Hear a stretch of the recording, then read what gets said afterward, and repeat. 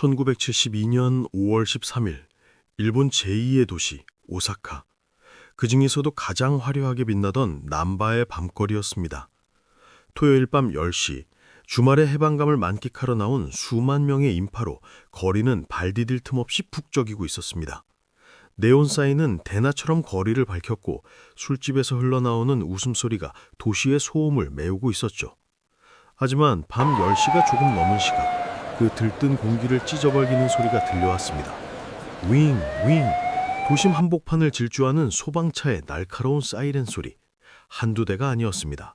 꼬리를 몰고 이어지는 붉은 경광등의 행렬. 사람들의 시선은 자연스럽게 소리가 향하는 곳, 오사카의 랜드마크였던 센니치마의 백화점으로 쏠렸습니다. 사람들이 그 거대한 건물을 올려다본 순간 탄식과 비명이 동시에 터져나왔습니다. 건물의 허리춤에서 시커먼 흑연이 뿜어져 나오고 있었기 때문입니다.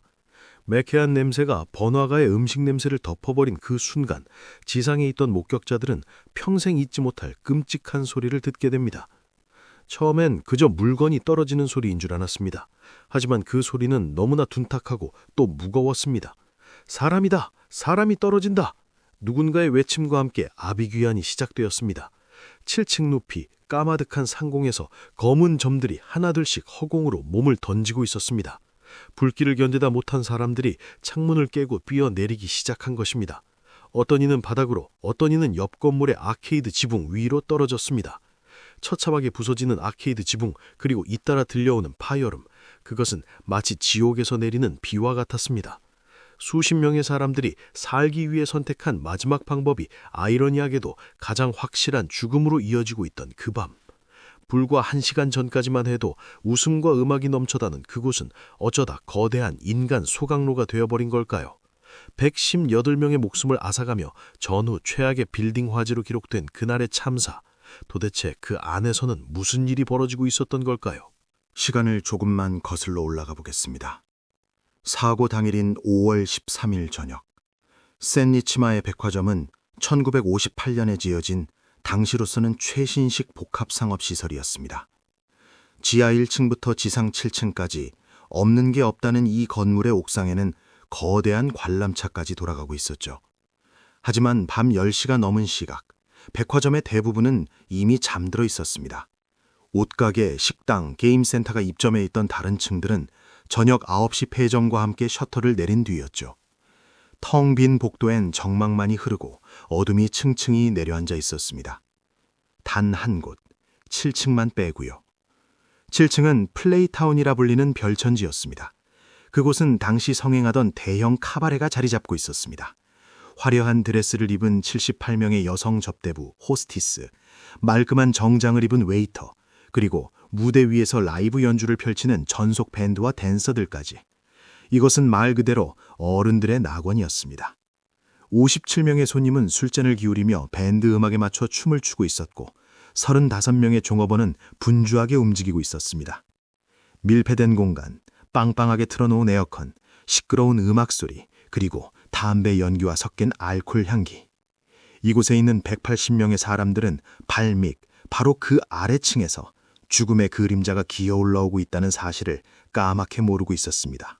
다시 시계 바늘을 밤 10시 20분경으로 돌려보겠습니다. 화려한 7층과 달리 3층은 칠흑 같은 어둠 속에 잠겨 있었습니다. 이곳은 당시 의류 매장이 들어설 예정으로 한창 내부 공사가 진행 중이었습니다. 영업이 끝난 텅 빈 매장. 그곳엔 야간 작업을 하던 전기공사 감독관과 인부 몇 명만이 남아 있었습니다. 하루 일과를 마치고 잠시 휴식을 취하던 시간, 감독관의 손가락 사이엔 담배 한 개비가 들려 있었습니다. 어둠 속으로 흩어지는 담배 연기. 노동의 고단함을 씻어내는 그 짧은 휴식이 비극의 서막이 될 줄은 아무도 몰랐습니다. 그는 무심코 다 피운 담배꽁초 혹은 성냥을 휙 던졌습니다.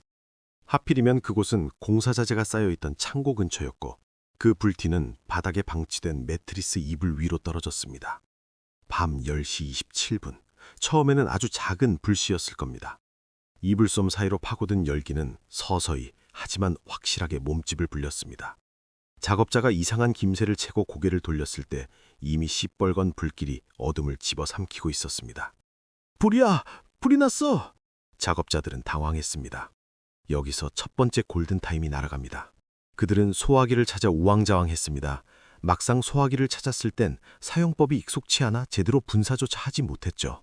초기 진화 실패, 불길은 걷잡을 수 없이 커졌고 겁에 질린 그들은 결국 1층 보안실로 달려가 화재 사실을 알립니다. 여기서 이 사건, 아니 일본 재난 역사상 가장 뼈아픈 실수가 발생합니다. 신고를 받은 1층 보안실 직원은 즉시 119에 전화를 걸었습니다. 여기 세미치마의 백화점입니다. 3층에 불이 났어요. 여기까지는 맞습니다. 하지만 그는 가장 중요한 다음 행동을 놓쳤습니다.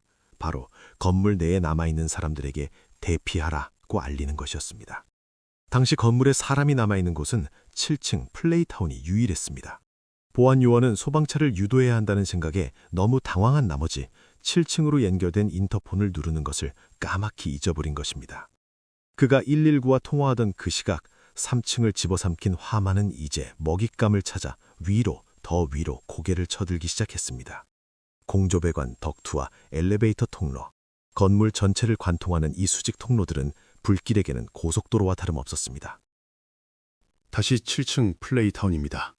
시간은 10시 35분을 지나고 있습니다.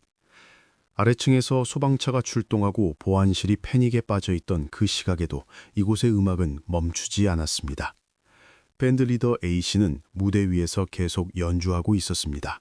그런데 아까 보았던 그 희뿌연 연기가 점점 더 짙어지고 있었습니다. 엘리베이터 문틈으로 새어나온 연기는 이제 발목을 덮을 정도로 차올랐습니다. 이상하다. 냄새가 나는데? A씨는 연주를 잠시 멈추고 냄새를 맡아보았습니다.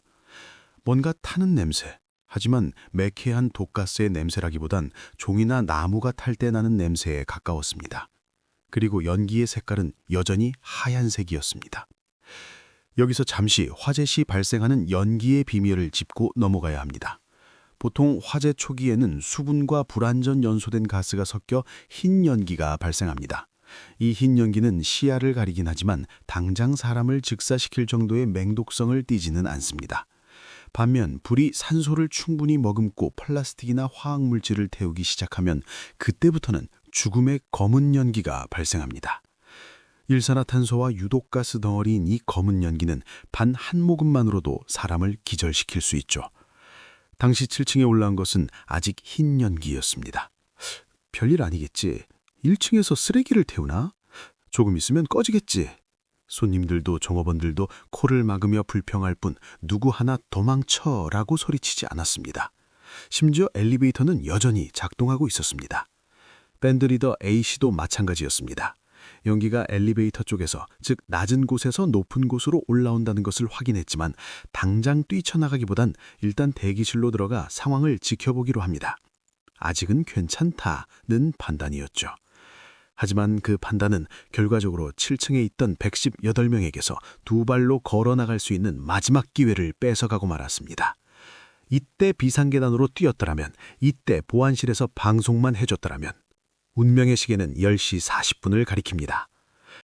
7층 플레이타운의 공기가 돌변했습니다.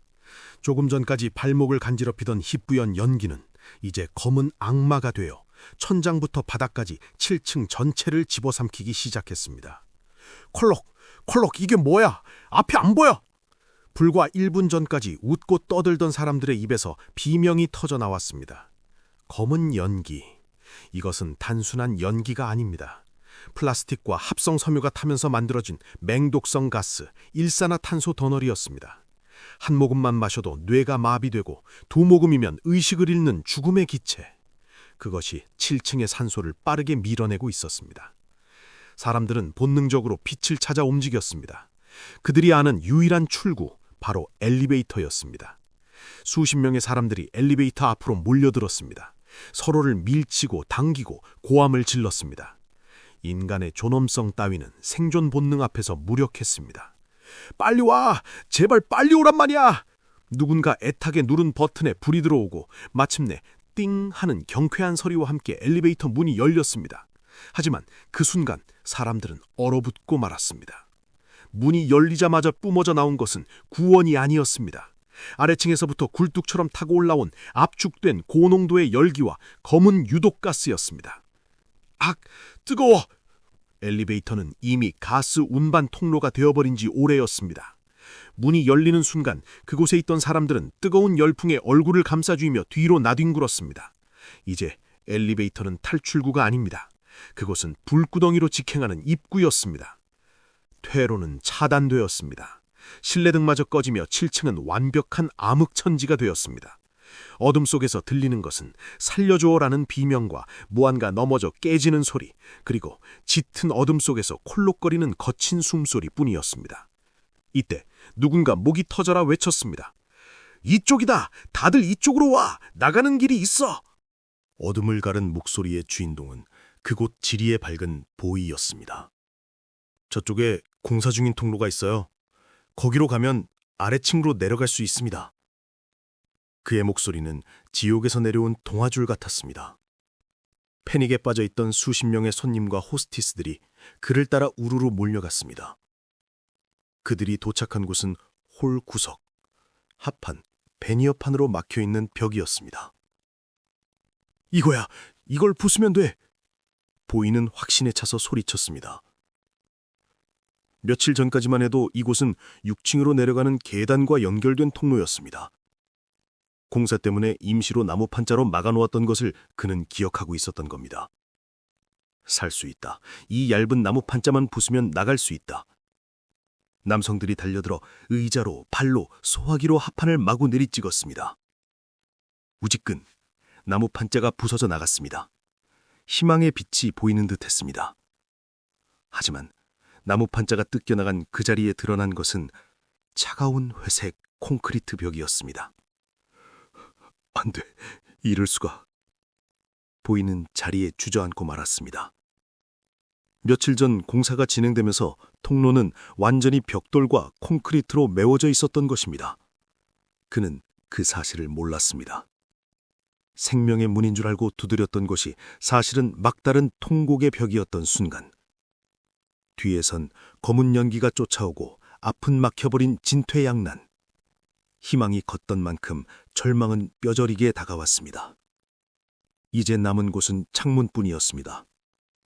사람들은 창가로 몰려가 유리를 깨고 신선한 공기를 들이마시려 발버둥쳤습니다. 하지만 7층 높이입니다. 뛰어내릴 수도 날아갈 수도 없는 높이. 그때 한 직원이 창틀 아래에 설치된 구조대를 발견했습니다. 여기 구조대가 있어. 이걸 펴면 살 수 있어. 미끄러질처럼 긴 자루를 지상으로 내려뜨려 그 안을 타고 내려가는 피난기구. 하지만 여기서 또 한 번의 비극이, 아니 가장 끔찍한 참사가 벌어집니다. 당시 7층에 있던 그 누구도 이 구조대의 올바른 사용법을 배운 적이 없었습니다. 원래는 자루 안으로 들어가서 마차를 이용해 천천히 내려가야 합니다. 하지만 공포에 질린 사람들은 이 자루를 마치 밧줄이나 미끄럼틀처럼 생각했습니다. 첫 번째 사람이 자루 위에 올라탔습니다. 으악! 그는 미끄러져 내려가다 균형을 잃고 그대로 20m 아래 아스팔트 바닥으로 추락했습니다. 하지만 위에서는 그 사실을 모릅니다. 연기 때문에 아래가 보이지 않았으니까요. 두 번째 사람이 또 자루 위에 올라탑니다. 세 번째 사람도, 네 번째 사람도. 그들은 살기 위해 구조대를 탔지만 그것은 죽음의 미끄럼틀이었습니다. 제대로 타고 내려가다가도 위에서 떨어진 사람과 부딪혀 함께 추락하기도 했습니다. 구조기구가 오히려 살상무기가 되어버린 참혹한 현실. 창가에 매달려 있던 사람들은 선택해야 했습니다. 뒤에서 목을 조여오는 독가스에 질식해 죽을 것인가, 아니면 생존 확률이 희박한 허공으로 몸을 던질 것인가. 오후 10시 50분, 한계에 다다른 사람들이 하나, 둘, 창틀을 놓고 허공으로 몸을 던지기 시작했습니다. 그날 밤 오사카의 하늘에서 비처럼 쏟아져 내린 것은 빗방울이 아니라 사람이었습니다. 하지만 여러분, 아직 절망하기엔 이릅니다. 이 지옥 같은 7층에서도 침착한 판단과 리더십으로 20명의 목숨을 전원 구해낸 기적 같은 이야기가 숨어 있습니다. 도대체 그들은 어떻게 이 지옥가스실에서 살아남을 수 있었을까요? 창밖으로 사람들이 떨어지고 복도에서는 기명이 난무하던 그 지옥 같은 시간, 7층 구석에 위치한 밴드 대기실에는 기묘한 정적이 흐르고 있었습니다. 이곳에는 밴드 리더 A씨를 포함해 연주자들과 직원 등 총 20명이 모여 있었습니다. 처음 흰 연기가 스며들 때 리더 A씨는 본능적으로 직감했습니다. 과거 화재를 경험해 본 적이 있던 그는 연기의 색깔이 검게 변하는 것을 보고 판단을 내렸습니다. 나가지 마! 지금 나가면 다 죽어! 그는 문을 박차고 나가려던 동료들을 막아세웠습니다. 복도는 이미 유독가스로 가득 차 있어 나가는 순간 의식을 잃을 게 뻔했습니다. 그는 즉시 문을 걸고 잠그고 지시했습니다. 틈새를 막아! 옷이든 종이든 다 가져와서 문틈을 막으라고! 그들은 A씨의 지시에 일사불란하게 움직였습니다.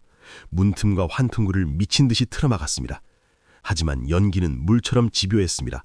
보이지 않는 틈을 타고 시커먼 독가스가 방 안으로 스멀스멀 기어들어왔고 방 안의 공기는 점점 희박해져 갔습니다. 질식 직전의 상황, 누군가 창문을 깨자고 소리쳤습니다. 그들은 테이블을 들어 유리창을 깨부수었습니다. 챙그랑! 깨진 창 틈으로 차가운 밤 공기가 밀려 들어왔습니다. 하지만 창문은 너무 작았고 사람은 20명이었습니다. 모두가 창문에 매달릴 수는 없는 노릇. 여기서 자칫 서로 먼저 숨을 쉬겠다고 다투다간 공멸할 수도 있는 상황이었습니다. 이때 리더 A씨가 다시 한번 기지를 발휘합니다. 순서를 정한다. 한 명씩 얼굴을 내밀고 숨을 쉬어. 나머지는 방 안에서 숨을 참는다. 알겠나? 그것은 죽음의 문턱에서 벌어진 믿기 힘든 규율이었습니다. 한 사람이 창밖으로 고개를 내밀고 깊은 숨을 들이마십니다. 폐 속에 산소를 가득 채운 뒤 뒤로 물러나면 다음 사람이, 그리고 또 다음 사람이. 극한의 공포 속에서도 그들은 서로를 믿었습니다. 내가 뒤로 물러나야 내 동료가 살고 동료가 살아야 나도 산다는 믿음. 패닉에 빠진 외부와 달리 이 작은 방은 하나의 유기체처럼 움직였습니다. 얼마나 지났을까요? 창밖에서 소방대원의 확성기 소리가 들렸습니다. 생존자가 있으면 소리를 지르세요! A씨는 목이 터져라 외쳤습니다. 여기다! 우리가 여기 있다! 소방 사다리차가 그들의 청문으로 다가왔을 때 그들은 서로를 부둥안고 울음을 터뜨렸습니다. 20명 전원 생존, 단 한 명의 낙오자도 없는 완벽한 기적이었습니다. 물론 생존자는 그들뿐만이 아니었습니다. 평소 다이빙이 취미였던 한 남성은 떨어지는 순간 낙법을 이용해 전선줄을 잡고 기적적으로 목숨을 건졌고, 평소 건강을 위해 엘리베이터 대신 비상계단을 이용했던 한 여성 직원은 어둠 속에서도 계단의 위치를 정확히 기억해내어 지상으로 걸어내려올 수 있었습니다. 결국 생사를 가른 것은 운이 아니라 위기 상황에서의 냉정한 판단과 평소에 쌓아둔 사소한 습관이었습니다. 118명의 목숨을 앗아간 전후 최악의 빌딩 화재. 그 거대한 비극의 시작은 믿기지 않게도 고작 담배 한 갭이었습니다. 화재 진압 후 밝혀진 진실은 허무했습니다. 3층 공사 현장의 감독관이 작업을 마치고 피우던 담배. 그는 처음에 담배를 피운 적이 없다라고 부인했지만 경찰의 집요한 추궁 끝에 걸어가면서 담배를 피우다 성냥을 휙 던졌다라고 자백했습니다. 심지어 그는 근무 중 맥주까지 마셨던 것으로 드러났습니다. 술에 취해 무심코 던진 불티 하나가 매트리스에 떨어졌고 그것이 118개의 생명을 태워버린 것입니다.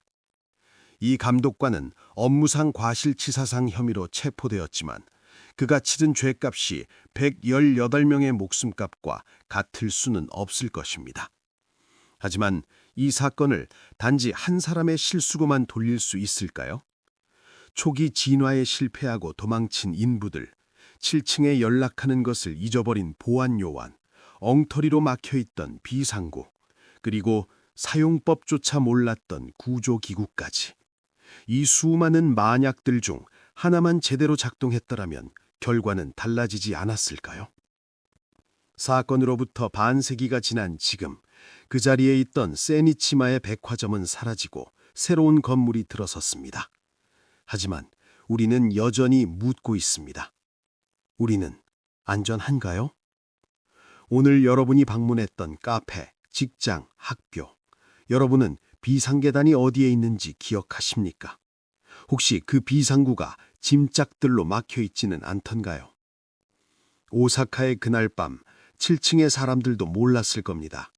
자신들이 춤추고 있던 그곳이 몇 분 뒤 출구 없는 감옥이 되리라는 것을요. 재난은 예고 없이 찾아옵니다.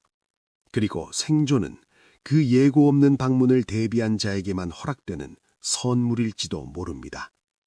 지금까지 5분만 웃자였습니다.